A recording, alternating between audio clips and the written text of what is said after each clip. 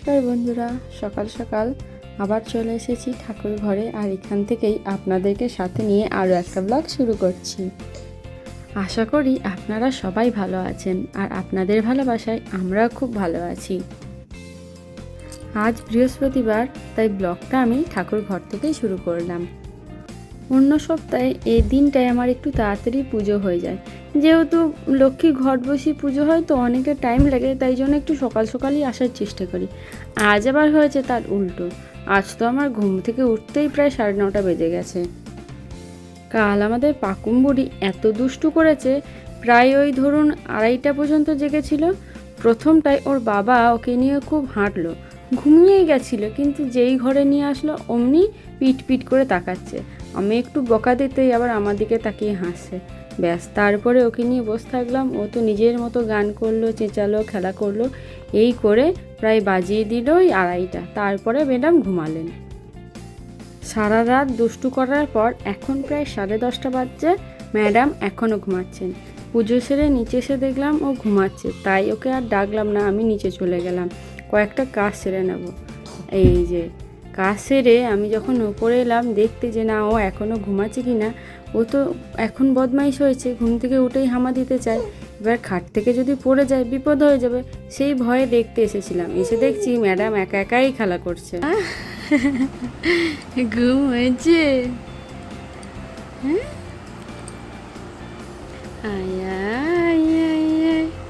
সোনা পাখি যতক্ষণ একা ছিল নিজের খেয়ালে খেলা করছিল, কিন্তু যেই মাকে দেখে ফেলেছে ব্যাস, আর কেন একা থাকবেন, এবার তো মায়ের কোলে উঠতেই হবে। এমনিতেই আজকে ওর খাওয়ার টাইম অনেকটা পেরিয়ে গেছে, তাই নিচে এসে আগে ওর খাবারটা গুলে নিয়ে বসলাম।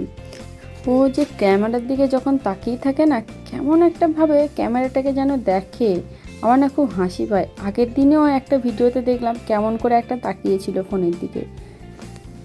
ব্যাস, খাওয়া শেষ, এবার শুরু হবে ঠাকুমায়ের সাথে খুনসুটি।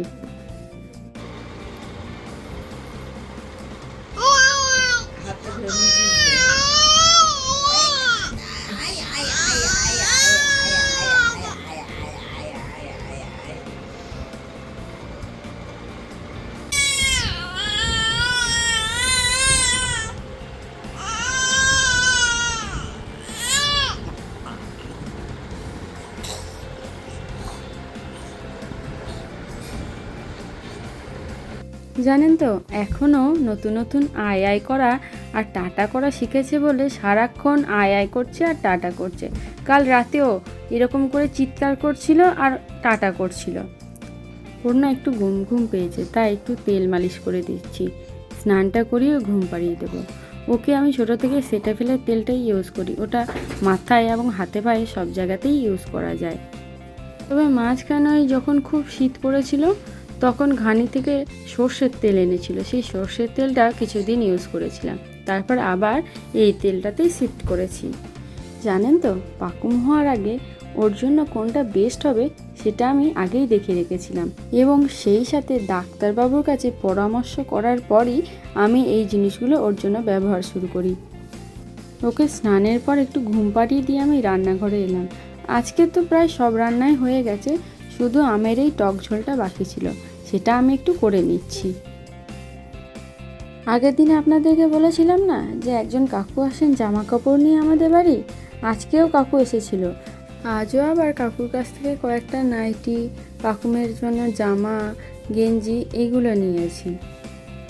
আজ পাগনি ঘুরতে গিয়ে জেঠি ঠাম্মার দোকানের এই কুরকুরের প্যাকেটটা নিয়ে খুব টানাটানি করছিল, তাই ঠাম্মা ওকে ভালোবেসে প্যাকেটটা দিয়েছে।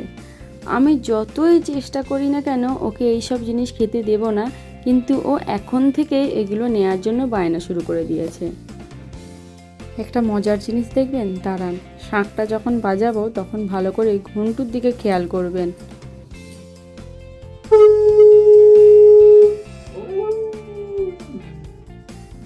সন্ধে দেওয়ার সময় যখনই শাঁখ বাজায় তখনই ওরা এরকম সুর দিয়ে ডাকে।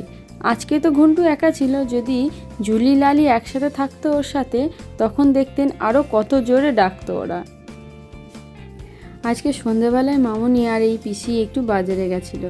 বাজার থেকে ফেরার পর মামুনি এই শাড়িগুলো পিসিকে দেখাচ্ছিল। এই শাড়িগুলো তো সেদিন বললাম যে আমরা তো সেল থেকে নিয়েছি।